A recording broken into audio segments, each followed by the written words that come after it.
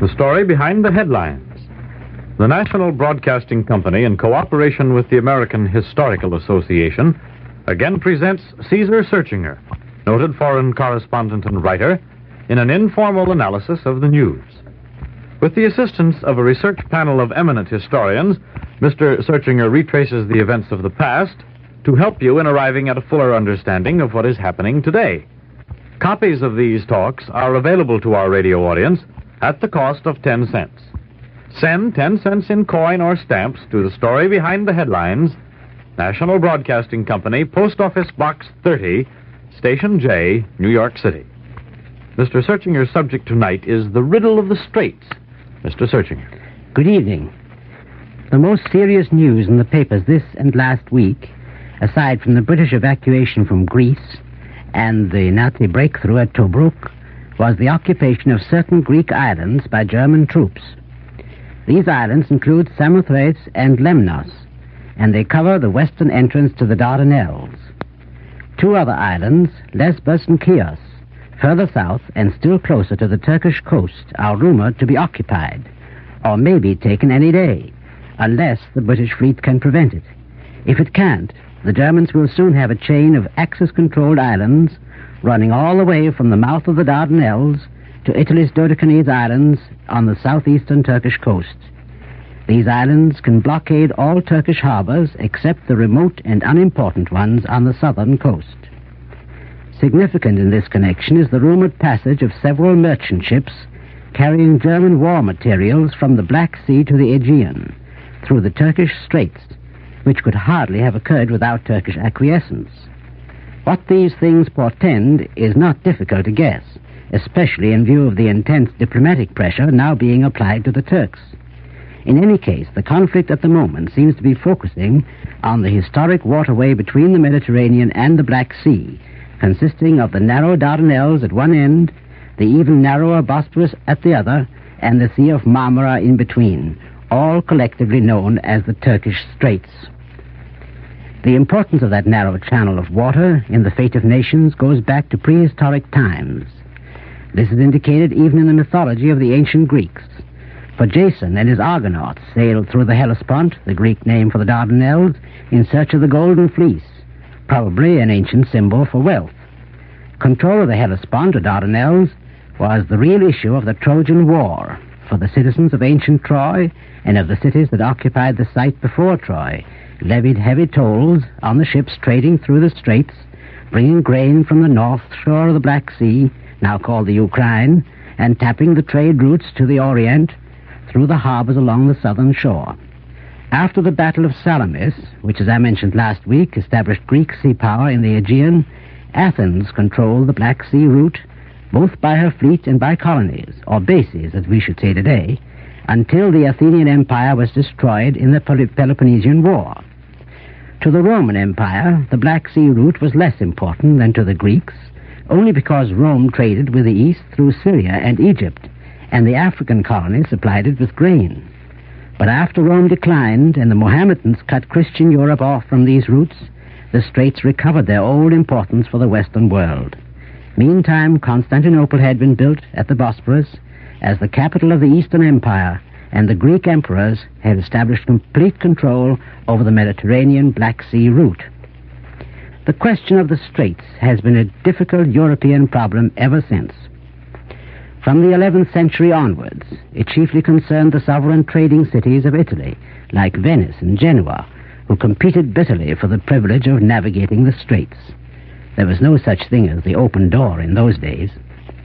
The Venetians went so far as to conquer Constantinople in the Fourth Crusade, after which they exercised an overlordship over the Black Sea.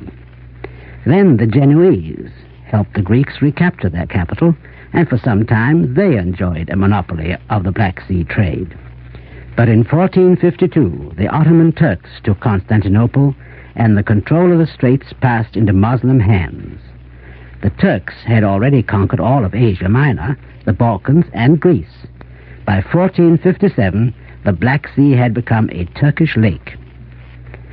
Thanks to the construction of heavy guns, which was a novelty in the 15th century, the Turks were able to close the straits to all other nations.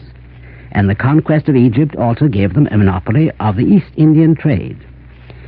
The Turkish monopoly of the Black Sea was maintained until the 18th century, when the Russian Empire established itself on the northern shore. The advent of Russia among the Black Sea nations changed the problem of the Straits. It was Peter the Great who realized that the future greatness of Russia depended on access to a warm water sea.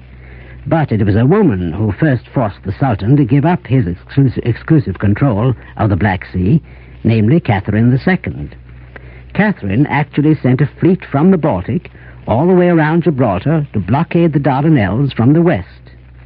4 years later, the Straits were opened to the merchant ships of Russia, and soon to those of other countries as well, including England and France. The Turkish commercial monopoly was broken at last, and trade of all kinds has flowed between the Mediterranean and the ports of the Black Sea ever since, at least in times of peace. But besides being the great corridor of trade, the Straits, as the link between two continents, have had great strategic importance both in ancient and modern times. Darius, the Persian king, crossed the Dardanelles in the 6th century B.C. to ravage European lands. His son Xerxes built his famous bridge of boats across them to march a mighty army into Greece. He chose a spot on the Narrows, just where the straits are only a mile wide, where Leander used to swim across to see his lady-love, Hero, and where the Turks erected their toll stations for less romantic purposes later on. The Turks, by the way, first crossed into Europe near the same place in 1354, though they didn't conquer Constantinople for another 99 years. Constantinople was built at the Bosporus, which in places is only 800 yards, to hold the European and Asiatic parts of the Greek Empire together. By means of this maritime fort, the Turks were able to keep all warships from passing through the Straits. When the Russians became a Black Sea power under Peter the Great, the Turks at first denied them the right to have a fleet. In fact, they beat them in a naval battle and forced them to disarm. But a century later, when Napoleon invaded Egypt, which was a Turkish possession, the Sultan in his fright called on the Russian Tsar for help. Russian warships entered the Bosporus and for a time passed freely in and out. Thereafter, Turkey might have been at the mercy of Russia, except for England. Napoleon's Egyptian adventure, you see, had for the first time aroused England's interest in the Near East. From then on, throughout the 19th century, England and Russia were the chief competitors for the control of those who controlled the Straits, namely the Turks. Russia's ambition was to partition European Turkey and capture Constantinople. England's interest, later on, centered on the lands near the Suez Canal. For a long time, however, she was busy restraining Russia and, incidentally, keeping the Russian fleet inside the Black Sea. In 1809, Turkey's right to exclude warships from the Straits was reasserted with England's support. Thus England, rather than Russia, became co-guardian of the Straits. Then, in 1833, Russia sent a squadron to Constantinople to protect the Sultan in his troubles with Muhammad Ali, the rebellious Khedive of Egypt. And as a result, the Tsar wangled a treaty which seemed to give him the inside track. But England and France protested, and eventually the 5 great powers of Europe jointly engaged themselves to keep all warships out of both sides of the Straits. That was the famous Straits Convention of 1841, which remained in force until the World War. Meantime, it became clearer and clearer that the unwieldy old Turkish Empire was crumbling. Russia, anxious to speed the process, made war on the sick man of Europe in 1854 and again in 1877. Both times the sick man was saved by the Western powers, who were not ready for the kill. But France occupied Tunis and England occupied Egypt, former Turkish territories both. In 1911, Italy made war and seized Tripoli, Turkey's last African possession, and then the Balkan states combined and took nearly all of European Turkey. Finally, the World War made an end of the old Turkish Empire. What remained was the new Turkish national state, confined to Asia Minor and a small piece of European territory near the Straits. The one country, ironically enough, which did not profit from the breakup of the old Turkey was Russia, who for over a century had considered herself the sick man's principal heir. Russia's share of the World War spoils were to have included Constantinople and the Straits. But the Bolsheviks renounced these imperial ambitions and later even helped the nationalist Turks in resisting the Allies. Meantime, in November 1918, an Allied fleet passed through the Dardanelles, and the Allies occupied Constantinople, considerably embarrassed as to what to do with it. After trying to persuade us, the United States, to accept a mandate over Constantinople and the Straits, they decided to internationalize them and demilitarize them under the Treaty of Sèvres. Thus, the problem of the Straits might have been solved for all time. But the new nationalistic Turkey was rising from the ashes of the decadent empire. The revolutionary government of Mustafa Kemal annihilated the Greek armies sent against him, and at a new conference in 1923 obtained free and secure possession of Constantinople and the demilitarized Straits. Once again, the Straits were to be free to merchant vessels of all flags, and from now on warships, too, might pass in a definitely limited number. The non-Black Sea powers were permitted to send enough, however, to keep Soviet Russia in check. But this too was altered in 1936, when Turkey, under the Montreux Convention, was once again made sole keeper of the Straits. In view of the international situation, with Germany rearming and Italy on the war path, Turkey was given the right to refortify the Straits and close them against belligerent war vessels in time of war. Moreover, Russia was given free passage into the Aegean for her warships in time of peace, while the warships of all other powers passing into the Black Sea were strictly limited so as not to exceed the Russian fleet. Thus, Soviet Russia profited from the Montreux Convention as well as Turkey herself.